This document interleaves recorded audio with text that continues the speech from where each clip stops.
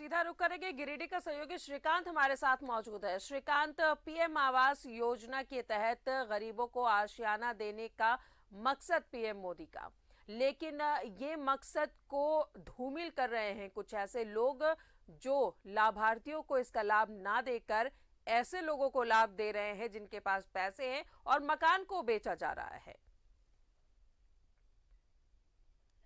सही कहा है आपने राजदा। सबसे पहले जो बात है कि प्रधानमंत्री नरेंद्र मोदी का सपना है, गाहे बगाहे वो इस बात को अलग अलग मंचों से जाहिर भी करते हैं कि 2022 तक जो भी गरीब हैं, जो कच्चे मकान में रह रहे हैं, उनके ऊपर पक्का जो है वो छत हो, उनके सर पे छत हो। इसके लिए केंद्र से लेकर राज्य तक, जिले से लेकर पंचायत तक कार्य किए भी जा रहे हैं। इसका असर भी दिख रहा है। बावजूद इसके सबसे बड़ी बात है कि जो गरीब हैं, जो असल लाभुक हैं, उन्हें इसका लाभ नहीं मिलकर जो है इसका लाभ वैसे लोगों को दे दिया जाता है कभी कभी जिनके पास पहले से पक्का मकान है, पहले से वो संपन्न है। ऐसा ही एक मामला सदर प्रखंड के चुनका में जब हमारे पास आया, हम जब पहुंचे तो पहले हमने ये कागजात जो है, ये पेपर निकलवाए, जहां पर दिख रहा है कि गुलशन खातून के नाम से पीएम आवास सैंक्शन हुआ था, जिसमें 40,000 की जो पहली किस्त है वो भी भेज दी गई। हालांकि जो गुलशन है वो कच्चे मकान में रहती है। गुलशन खातून, उनके पति बोल नहीं पाते हैं। गुलशन की भी जो है एक आंख की रोशनी जो है कमजोर है और दैनिक मजदूरी कर कर वो अपना जीवन गुजर बसर करती है।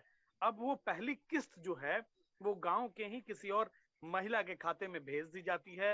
वो काम शुरू भी कर दिया जाता है। इसके बाद गुलशन को आश्वासन दिया जाता है। जब न्यूज़ 11 की टीम पहुंचती है तो वहां जो मुखिया प्रतिनिधि हैं वो बताते हैं कि हमसे गलती हो गई है, इसे सुधारा जाएगा। लेकिन सबसे बड़ी बात है कि हर लाभुक का एक आईडी नंबर जनरेट होता है।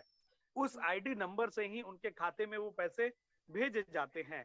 नाम में कंफ्यूजन हो सकता है लेकिन आईडी नंबर में कंफ्यूजन नहीं हो सकता है। तो आखिर चूक कहाँ हुई, आखिर गड़बड़ी कहाँ हुई? इस मामले में जब हमने प्रखंड विकास पदाधिकारी से संपर्क किया तो उन्होंने कहा कि पूरे मामले की जांच कराई जाएगी, कहाँ गड़बड़ी हुई है, और जो लाभुक है उन्हें लाभ दिलाया जाएगा। लेकिन लाभुक जो है, जो असल लाभुक है, जिनके सर पर छत होनी चाहिए थी, वो अब तक जो है वो उस खपरेल मकान में गुजर बसर कर रही है, किस तरीके से अपना जीवन यापन कर रही है। तो इस तरीके का यह एक मामला सामने आ गया है। जब हमने पड़ताल की, हो सकता है जांच हो तो कई और भी मामले सामने आए, लेकिन फिलहाल जो है जो लाभुक है वो अपने लाभ से वंचित है, और जो इनको इसका लाभ नहीं मिलना चाहिए था उन्होंने अपना घर का निर्माण भी शुरू कर दिया। हम वहां भी गए थे, उनके पास पहले से मकान मौजूद है। और अब जब मामला प्रकाश में आया है तो फिर वही रटी रटाई बात की जांच की जाएगी, गड़बड़ी जो है उसे सुधारा जाएगा।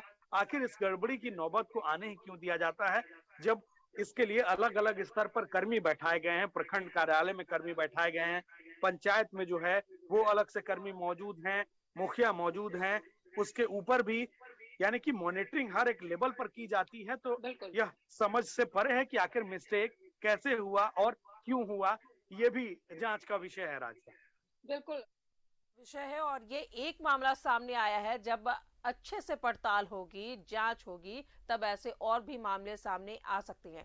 बहुत बहुत शुक्रिया श्रीकांत आपका तमाम जानकारियों के लिए। तो पीएम मोदी का सपना कि हर एक गरीब को उसका अपना आशियाना मिले, छत मिले, लेकिन ऐसे भ्रष्टाचारी है जो बैठे हुए हैं और इन गरीबों के हक पर डाका डाल रहे हैं।